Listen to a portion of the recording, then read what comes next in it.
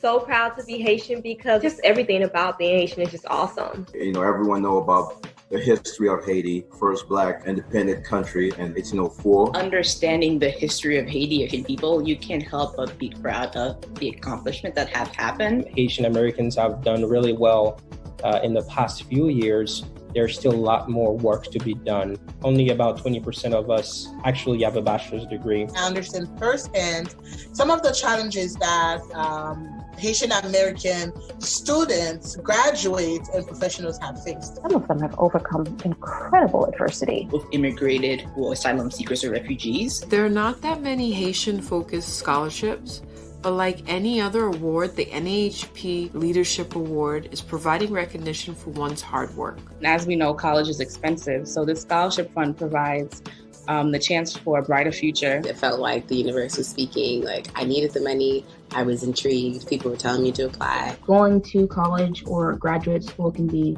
very, very expensive.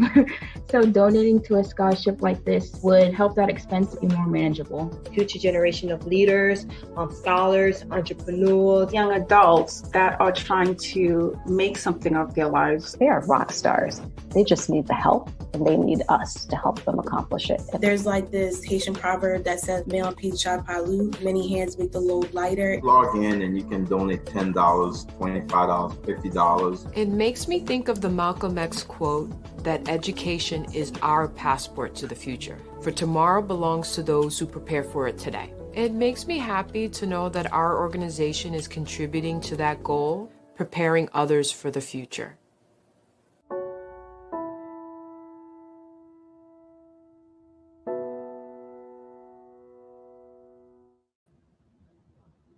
Hello, everyone. Welcome back once again.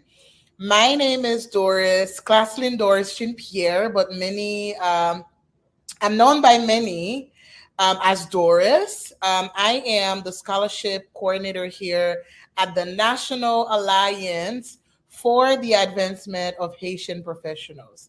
It is once again a pleasure to be here to provide you with best tips and strategies so that you can submit a successful scholarship application.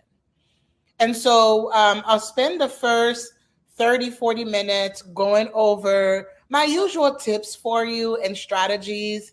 I'll go through the application, and then I will leave plenty of time at the end to answer any questions that you may have about the scholarship, about the process, etc. Well, let's get started.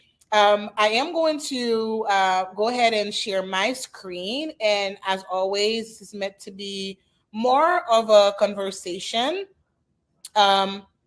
If you have, specific questions, I'm happy to respond. I'm happy to address any concerns or any comments that you may have about the scholarship process. All right. So I'm gonna go ahead and start. This is the name of the webinar for this afternoon is Scholarship Application Strategies, presented by yours truly, Claslyn Doris Jean-Pierre. But today we are going to focus on the NAP Haitian American Leadership Award Scholarship, where every year so far we have awarded 5 students and recent graduates with a scholarship to continue their education. And of course, we will explore strategies to assist you in submitting a strong scholarship application. Let's take a look at the eligibility requirements before we dive into what the application actually entails. And bear with me here. I could load it on here as well and see which one loads faster.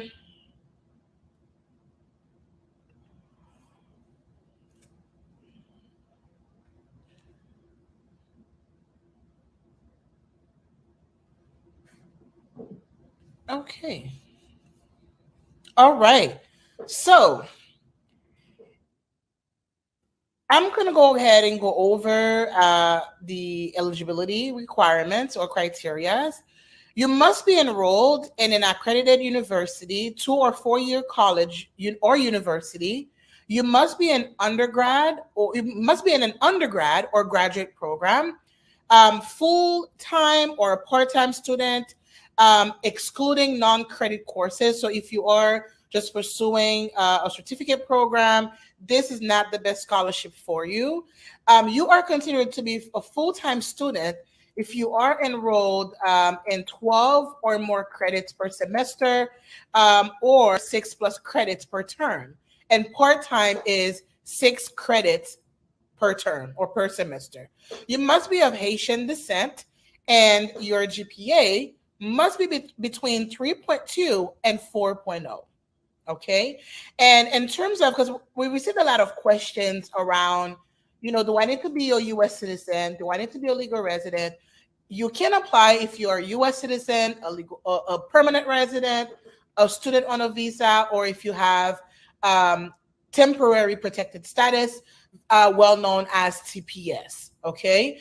And you have to reside in the United States. Okay.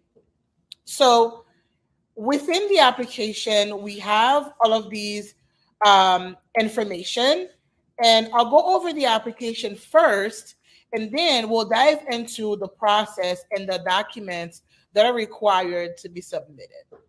All right. So, as always, we collect demographic information, and you always want to make sure that you have the right information on the application. Make sure you add in your full name, your email address, your phone number. And I've seen different instances where we would use the applicant's phone number to reach out to them, to give them an update, to ask clarifying questions. So you do want to make sure that you have the right phone number on file. You want to add in your state, your address, your city, your zip code. You want to add in your date of birth. And then, the first part is considered to be what we call as, given information. You have the information, add it, make sure that it's accurate. Now, where things get a little bit, I wouldn't call it complicated. I would say it requires your attention fully, is when it comes to drafting things like your biography, your resume, and your essay submission. Okay. And as always, I like to navigate to on the NAP platform to show you an example of, a biography. As you can see here, the application is asking you to either upload your biography or to write the biography. And I've seen people get as creative as submitting, a a 2-slide PowerPoint with their biography. They would add things, their hobbies, things they enjoy eating. They would add what makes them unique. You want to leave that lasting impression when our judges or the committee, when they are reviewing your application, you want to leave a lasting impression. And how do you do that? You do that by being you, by communicating your brand and helping them understand why you are the right fit or the right applicant for this scholarship. Okay. So I've used Molina as example quite a few times. Let's see who I can pick on today. Well, not pick on, but let's see which example I could use. Let's go ahead and use Serge's biography to give you an idea of what your biography should entail. Okay. Your biography should be short and to the point. It should give people a brief summary, a brief overview into who you are as an individual, but as a professional. From reading here, I can tell that he has a Master of Science in accounting, and he also has an MBA in management of technology. You want to include your education. I've seen different things in different formats. Sometimes people would start their biography with their education. Others would leave it as the last paragraph. For me personally, I usually add it last just because I want to be able to capture people's attention with who I am as an individual first. Okay. And from reading this, we can tell that Serge, and I can vouch for him, has amazing negotiation skills and relationship building skills, right? And so these skills mentioned here, or strengths mentioned here, are extremely important for professionals, right? So that's one way to say, hey, committee, I have the ability to build a relationship with people, whether you want to be a doctor, whether you want to be in business. This is who I am. I'm known to be a relationship builder. Okay. And so you want to add information, what you're passionate about, what you are known for, what you enjoy doing. You can add where you grew up. You can add where you currently reside, etc. Keep it short. And you could see here, one thing that I'll point out as the last tip for a biography, it starts with Mr. Renault, right? Instead of I am someone who is, you can speak in first person as well, but I've seen that most of the times people would just write a biography in third person in a way, okay? So find what suits you the most, find what tells your story, and give the committee members a full idea of who you are as an individual and as a professional. Okay. All right. Navigating back to the application. The second component is an essay. And with essays, I have best tips, which I always cover at the end. The prompt for this year says, tell us about a situation when you had to overcome barriers and demonstrated leadership to achieve a goal. Okay, so make sure you take the time to think thoroughly about the essay question and make sure you address all components of the question, right? So for example, an essay would not be considered to be fully complete, or I would say meeting or responding to the question if you provide information about the barriers you've had to overcome, or if you describe the situation, right? But then you don't talk about how you went about it. What are the strategies that you used in order for you to overcome these barriers? And how did you demonstrate leadership? Did you were you throughout the barriers, throughout the challenges, did you stay focused? You want to talk about that. Did you reach out to other people for advice? You want to talk about that. Did you get to a point, in the situation or during the challenging times, did you want to give up, but then you remember your end goal and you said, Doris, you will not give up today, right? You want to tell that story. When you write an essay, you want to ensure that it makes sense. Okay? Tell that story. Tell your story. Tell your story. Okay? And so you want to tell us about the situation, but you also want to talk about how you overcame the barriers and how you were able to demonstrate your leadership skills. And so the last piece of that essay should always talk about the goal that you were able to achieve as a result of overcoming these barriers and using your skills, your leadership skills, to achieve the goal. Like, what was that goal? Was it that you wanted to finish college? Was it a goal for you to launch a business? Was it a goal for you to empower others, right? You want to talk about that achievement. You want to say, as a result of the strategies that I used, I was able to achieve X, Y, and Z. Bring it all together for the committee, okay? Don't leave us guessing. Bring it all together. Talk about that achievement. We always celebrate achievements here at NAP. We want to celebrate your achievement. Great. We can continue. The other piece that we would like for you to provide is a professional headshot. Now, a professional headshot is not a selfie. It is not, it's not a group photo, right? You went out for girls' night. It was girls' night out. Or you went out with your family members. You took a group photo, or you were drinking water. You were, sipping. I don't know what you may have had in your cup. You don't want to provide that photo. You want to provide a professional headshot. And we can navigate again back to the NAP website. As you can see here, I could clearly see his face, right? He's smiling a little bit, right? This is considered to be a professional headshot. Molina also has a professional headshot. Mika, one of my all-time favorite colleagues at NAP, take a look at her headshot. She's wearing blue. She has a nice color on. Her makeup is not too heavy. You could see her full face. That's why it's considered to be a professional headshot. I've seen other people get creative, right? If you are in the creative field or creative industry, and you have taken a photo sitting on a couch, as long as we can see your face fully, it could be considered a professional headshot. Now, you have to take into consideration your attire, what's in the background, etc.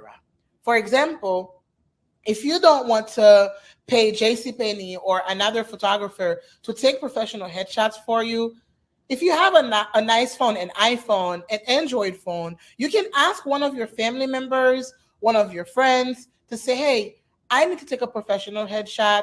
Can you please help me with it, right? And you need to find, you need to stand somewhere that's clear, like your background has to be clear or at least blurred out. Show your full face. Like, you can't have your hair covering your eyes or your hair covering your nose or covering your lips. You want to show your face as much as possible.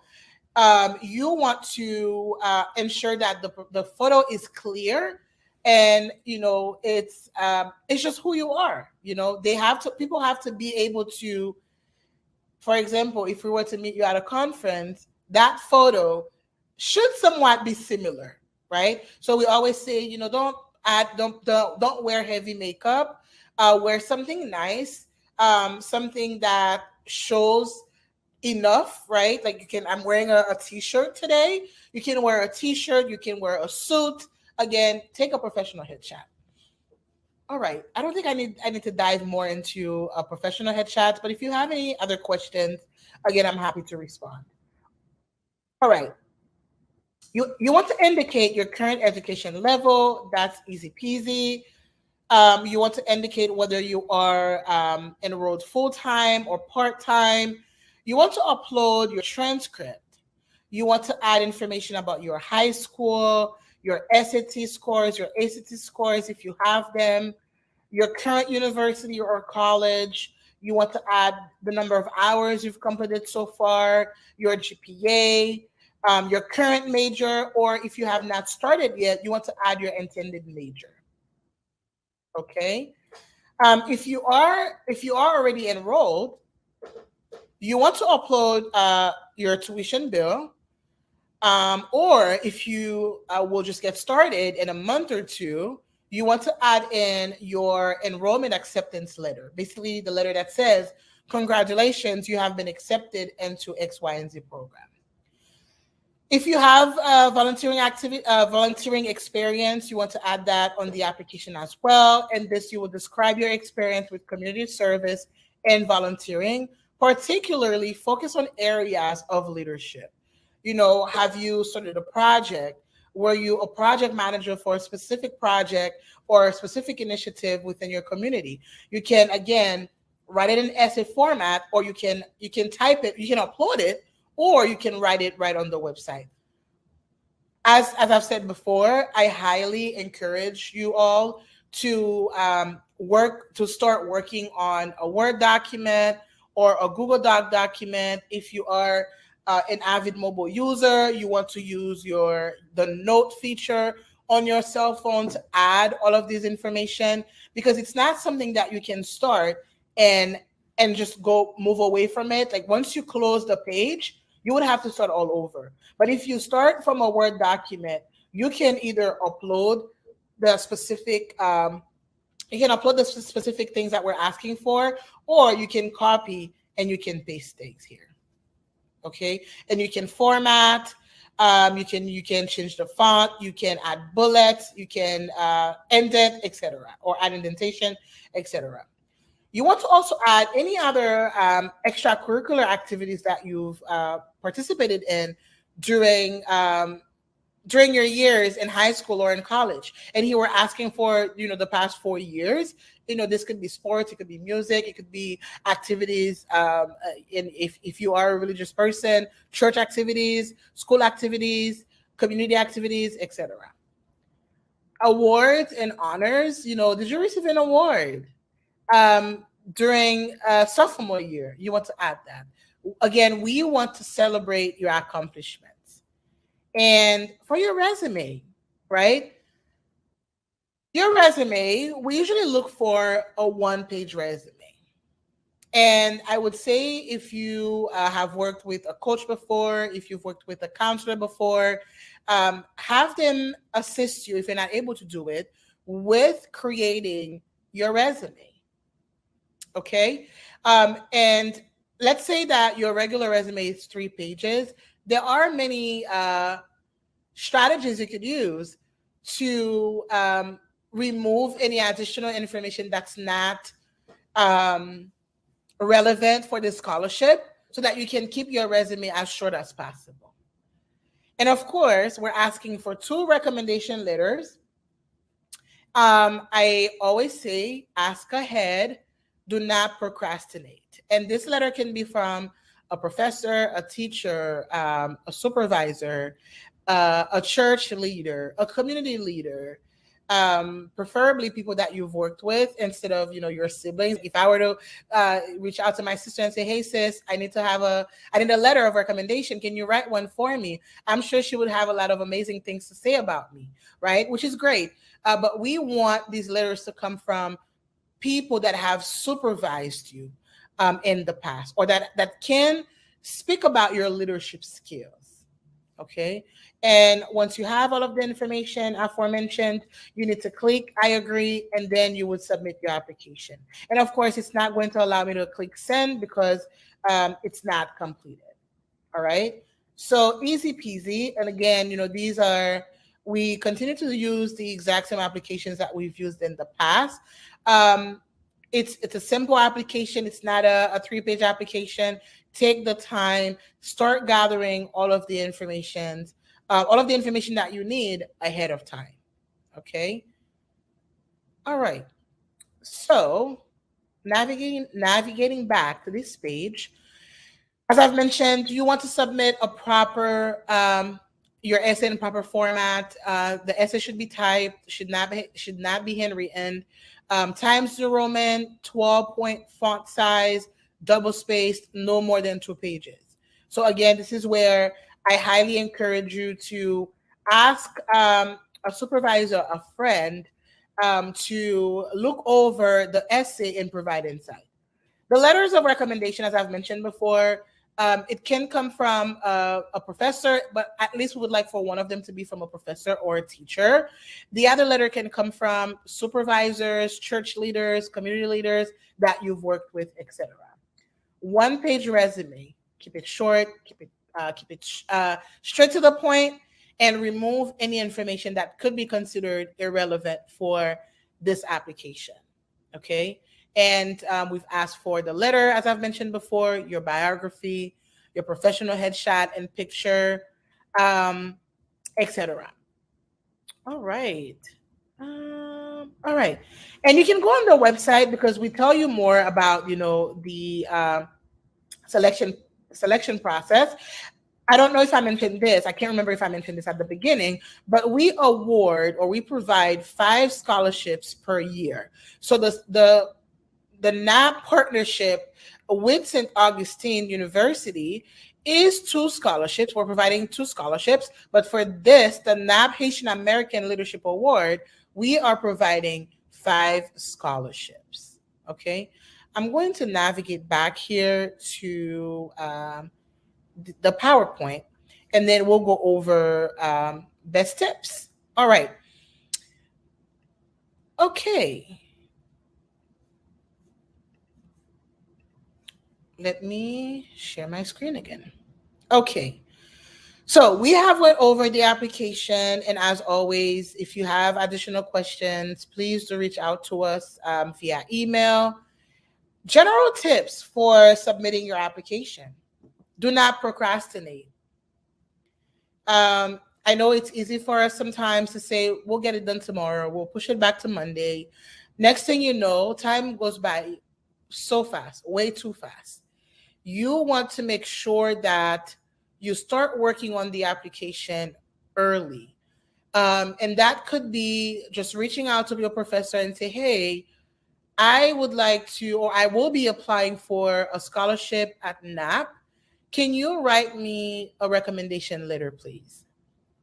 The application closes in May, right? If you wait May 31st, I believe, if you wait until May 30th, your professor may not be able to get it to you on time. And one thing that I always mention, when you work on the application, make sure you are uploading the right file. So if you are uploading your volunteering activities, I would do, Doris _ Jean Pierre, NAP scholarship, volunteering activities. Your resume, Doris _ Jean Pierre, or that Jean Pierre, NAP scholarship resume.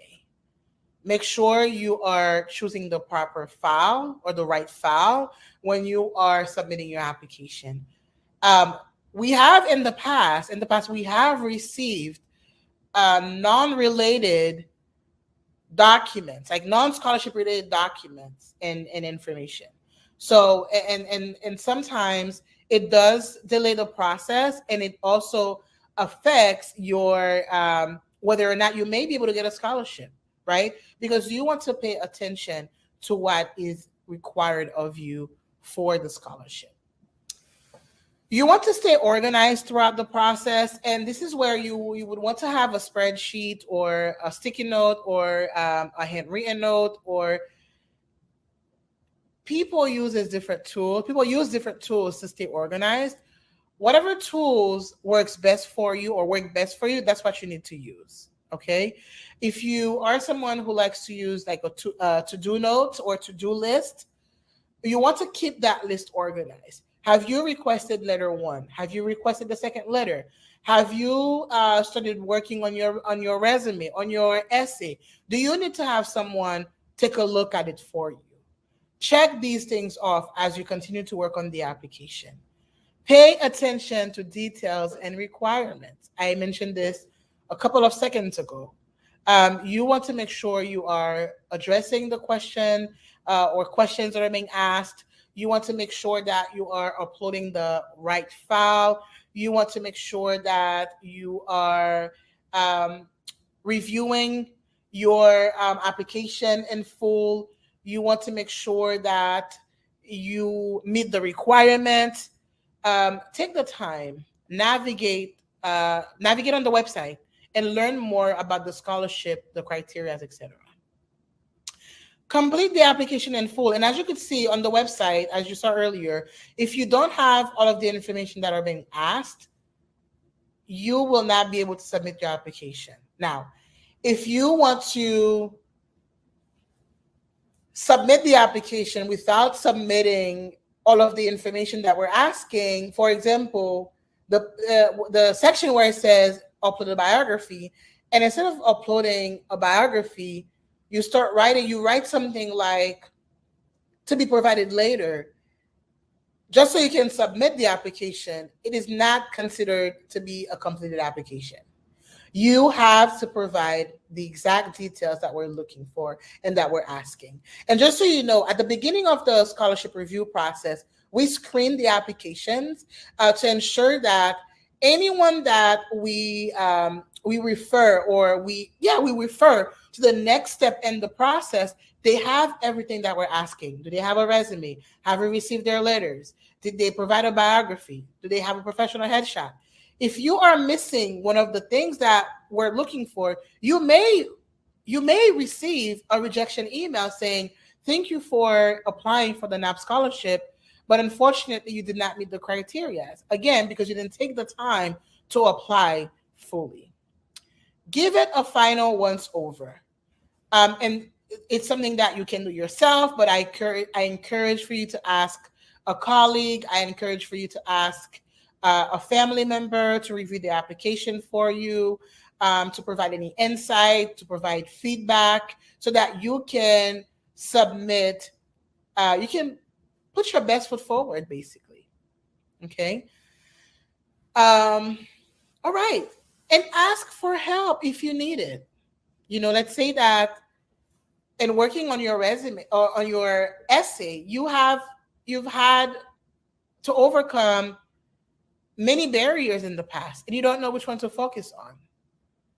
Maybe sit down with a friend and have a conversation and scope it out, right? Let's say that you are on the website and you are having trouble uploading your essay, uploading any of the documents that we're asking. You can certainly feel free to reach out and say, hey, I'm having technical difficulties on the website. Can you help me with that? Okay. Ask your professors for assistance. Ask your teachers for assistance. Ask your mentor if you have one, or your sponsor for assistance if you have a mentor or a sponsor. Okay. And the best tip of them all, stay professional throughout the process. In the past, we have received interesting emails. If for any reason you decide to procrastinate and not work on the resume, on the application ahead of time.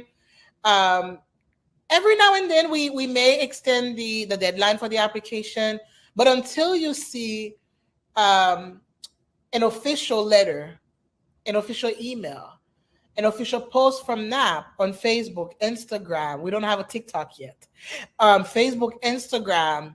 I know we're on Twitter, or via the newsletter saying, we've extended the deadline for the application. Do not just assume that we're going to extend the deadline. Okay? Use the deadline that we've provided on the website to work on the application and to submit it on time. Do not procrastinate.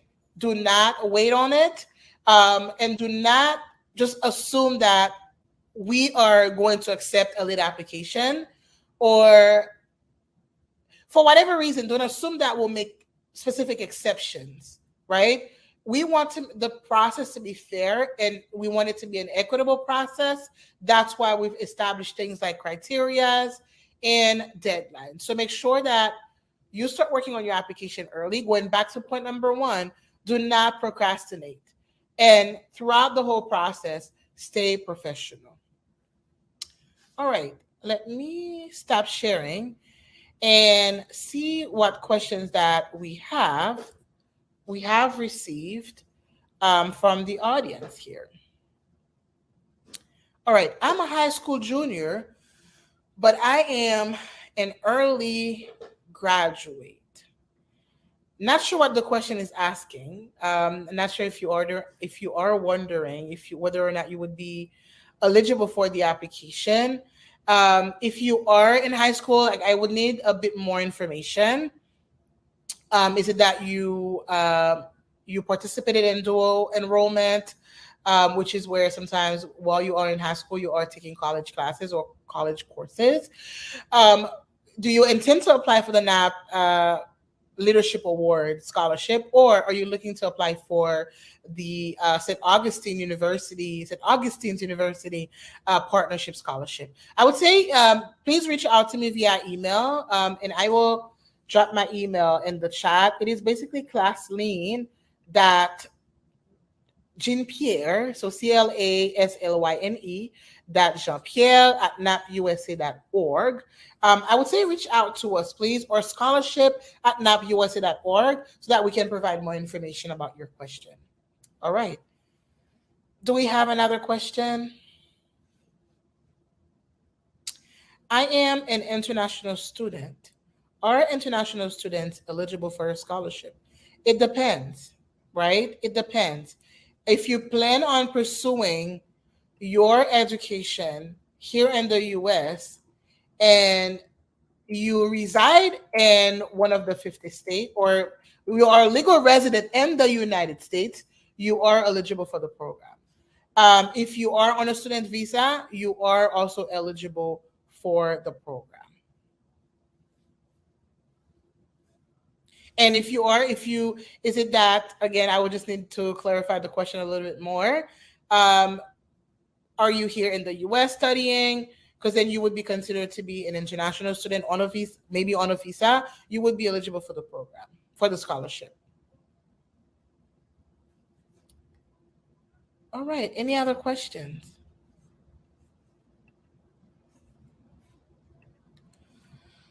Okay. Well, as always, I would like to take this time to thank you for your undivided attention. Thank you for spending this time with me this afternoon, going over the application, going over the criterias, and really what we're asking for potential scholars for, considering applying for the NAP scholarship program. As always, if you have any other questions, my email is on the screen. Feel free to reach out to me. I'm more than happy to assist. If you encounter any technical difficulties on our website, do not hesitate to reach out to us at the organization. We'll be more than happy to assist you. Once again, it has been a pleasure. I hope to see you all next time. And we look forward to reviewing all of your applications. Thank you so much. Take care, and we will be in touch soon. Bye-bye.